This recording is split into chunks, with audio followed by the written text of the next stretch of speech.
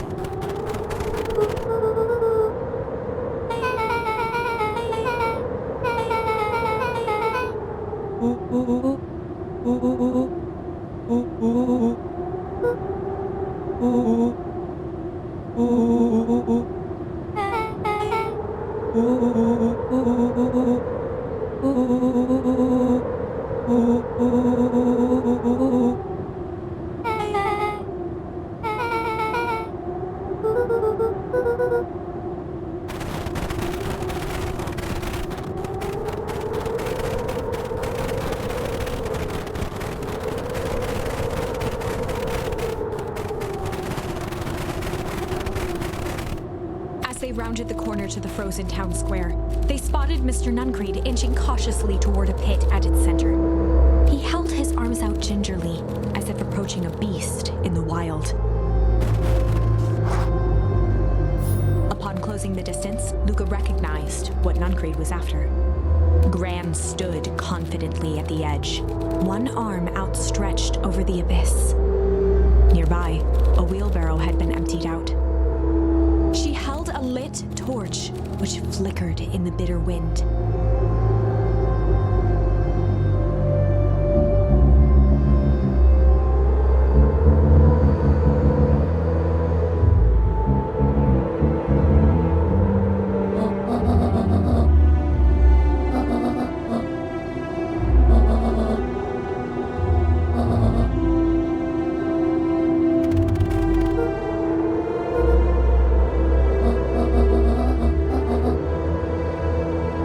Nuncreed turned back toward the kids, desperation in his eyes.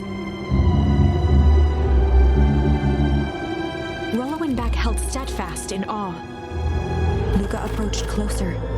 Mr. Nuncreed spun back toward Gran, his voice growing louder.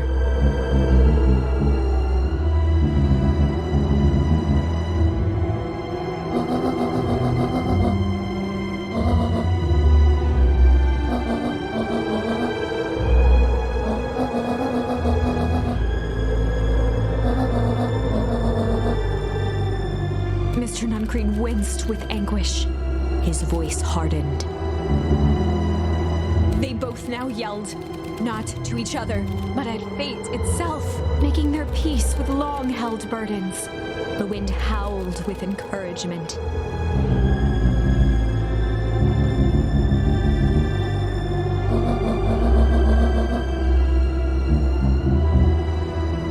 They menaced at each other, both catching their breath. moment balanced on a knife's edge. Amid a blur of emotions and memories, Luca's mind flooded with questions. The wind calmed, as if to give him the stage.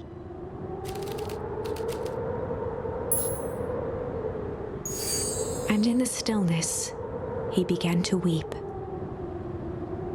It was all just too much. Falling to his knees, Luca whimpered softly. The tears crystallized as they hit the snow. Gran stared at Luca for a moment with warm sympathy, remembering why this was all necessary.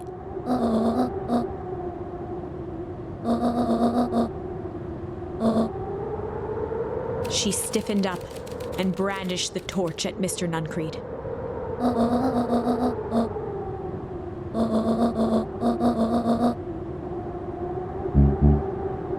Ignoring his final plea, Gran flung the torch into the deep darkness.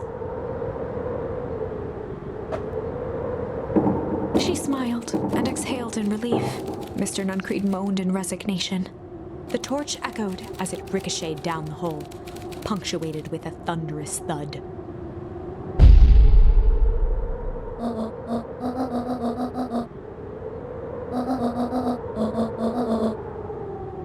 Before Gran could finish, the ground shook her to silence.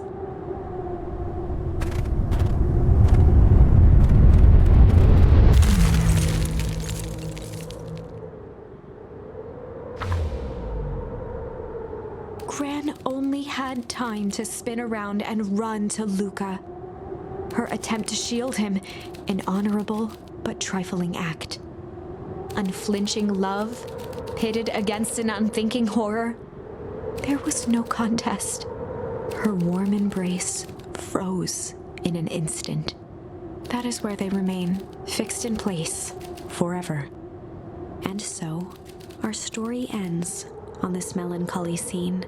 In a town brought low by its secrets, sits the frozen statues of a misguided band of meddlers. The end. Well, that was dire. On the bright side, we finally figured out where all the ice is coming from. Now, we just need to find a way to deal with a mystic, unfathomable force of nature.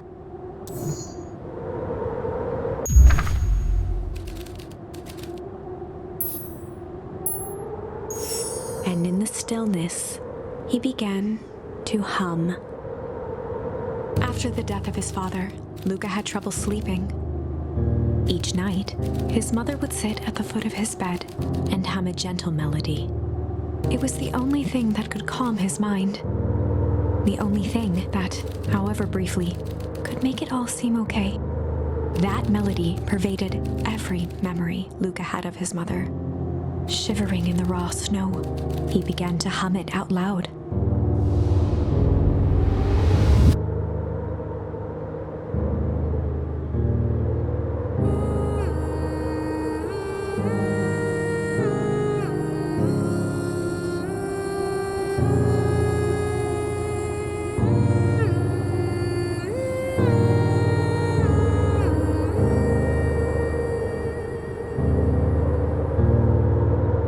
Gran lowered the torch, listening closely. As recognition slowly set in, her heart sank. Those countless nights of consolation, the incomparable loss they shared together. She let the torch fall to the snow and sizzle out. A few steps toward Luca was all she could bear before dropping to the snow herself. Through a flood of tears, she began to hum along, note for note.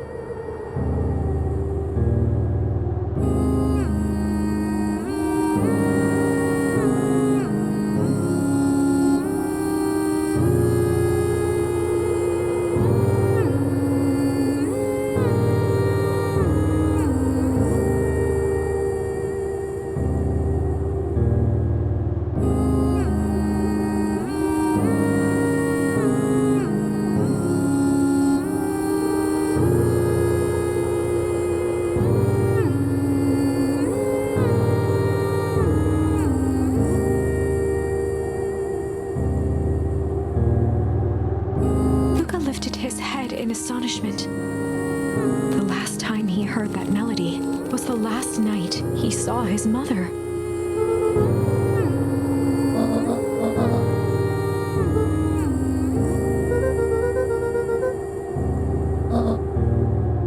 Luca blinked through blurry, watery eyes, trying to see more clearly.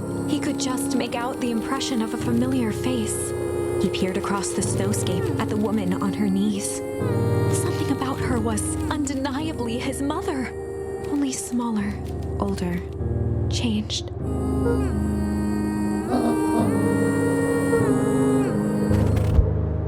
Luca sprinted as fast as he could toward his mother.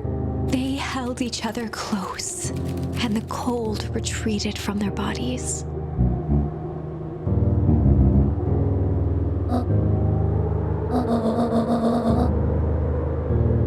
Eleanor looked down at Luca, tightening her embrace in an appeal for forgiveness.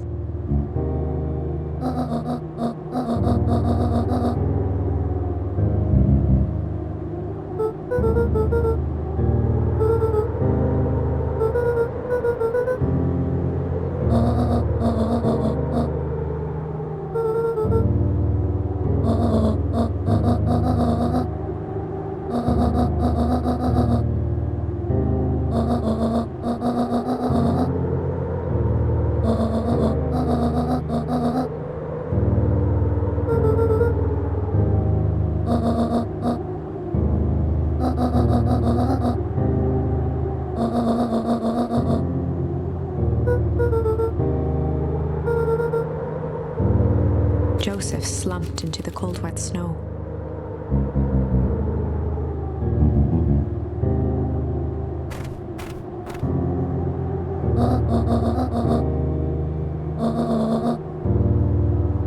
For the first time in a long time, her voice felt like her own again.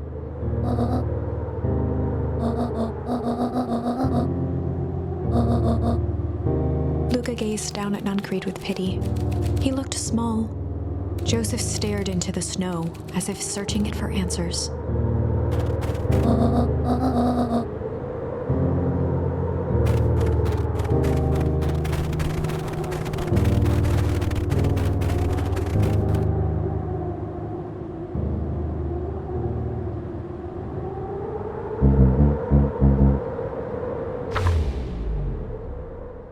Chapter 9. The Devil You Know. 7 months ago. Eleanor Van Horn crept down the maze of sterile hallways under Perennial Harvest. She stopped in front of the large steel door marked Deep Engineering. No turning back now. She raised a trembling hand. The stolen keycard worked as promised, and the door buzzed open with mechanical efficiency. She was immediately hit with the smell of disinfectant. It was some sort of laboratory. In one corner was a desk covered in papers. Across the room stood a tall metal pod with hoses protruding from its base. She rushed to the desk and began shifting through the piles of papers. They were experiment reports on something called Tempus Liquamen. There were dozens of them, every one stamped failed. Eleanor heard the sharp echo of footsteps approaching. She was out of time. Her eyes scanned the room, eventually landing on the strange pod. Muttering a curse under her breath, she dashed over and dove inside.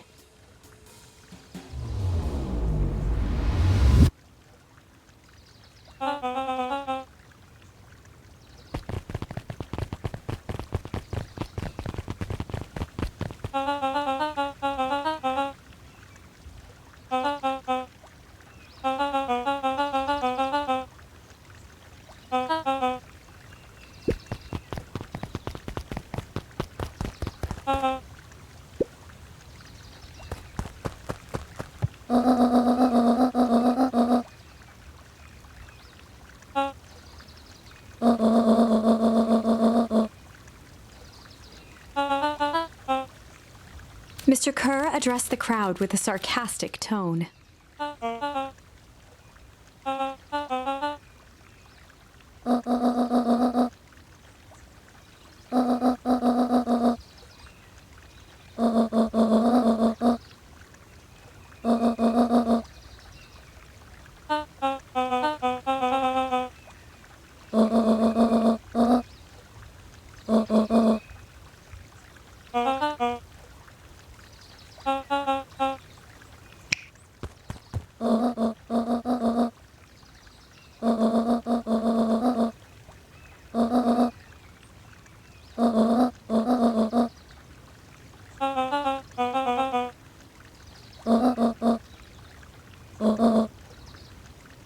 Whispers filtered through the crowd.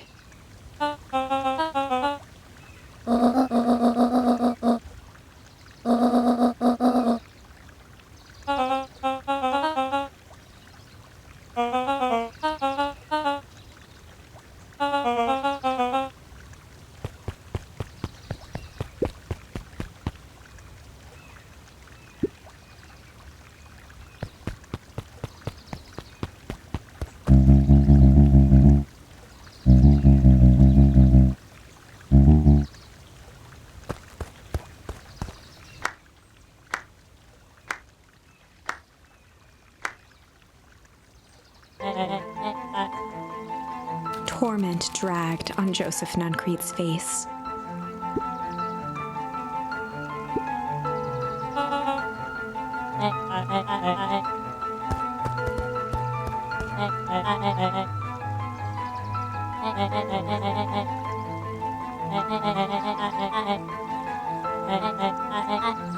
He paused for a moment, plucking a piece of fuzz from his sweater and discarding it to the ground.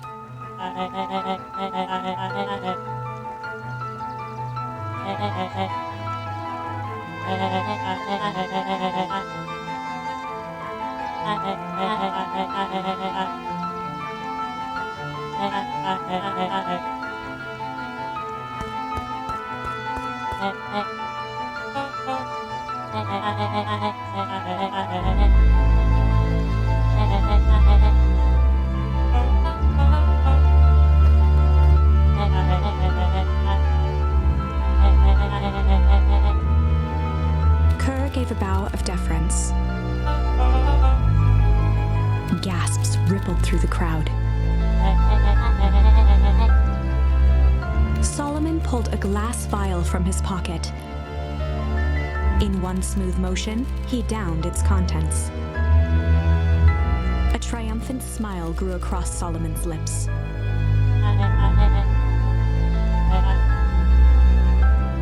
His body and face began to contort and expand as he disappeared into a belching green mist.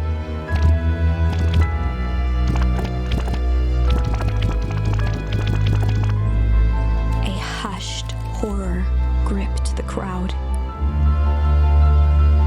This is a story about change.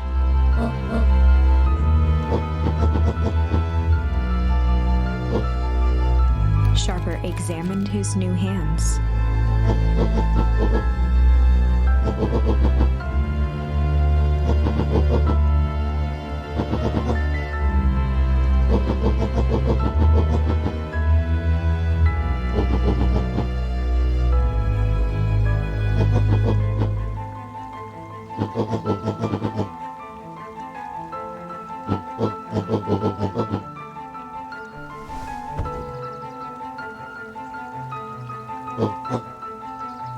Sharper choked out a crude squawk of a laugh. Frustrated grumbles sprinkled through the crowd.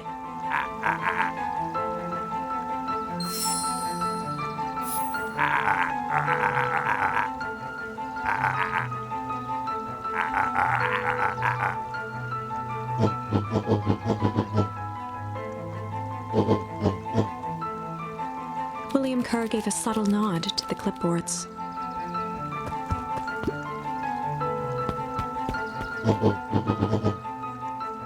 A helpless quiet settled over the crowd.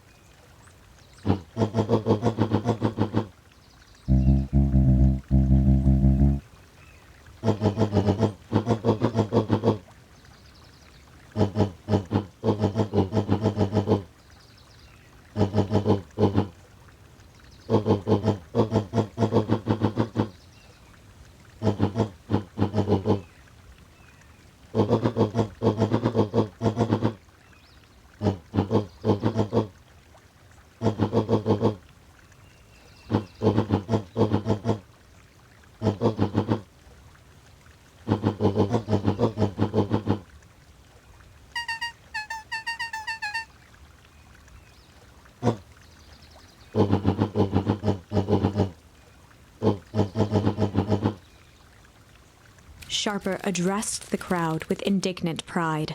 He'd planned this moment for so long that now, at the deed's fruition, it almost felt frivolous.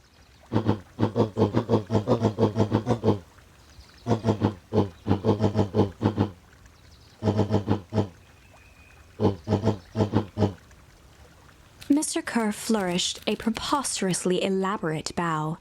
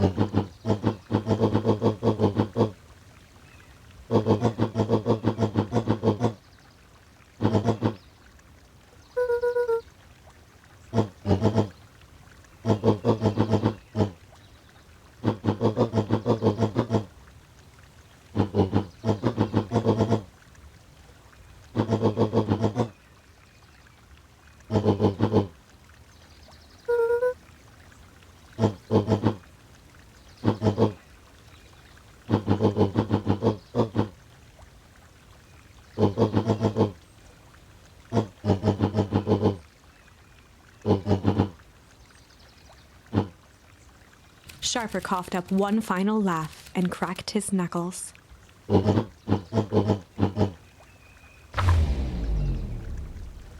And so, Sharper set about remaking the town in his own image.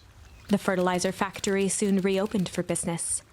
Sales rose steadily as more and more farmers across the countryside began to swear by its miraculous properties. Beacon Pines became famous, a secretive town that, for the right price, shared its gifts with all. Gifts that became more and more necessary in a world where winters grew longer and longer. The end. This is wrong, but things are becoming clearer now. You can feel it, right? We can't let Sharper win. He might just be the key to this whole thing. Let's see.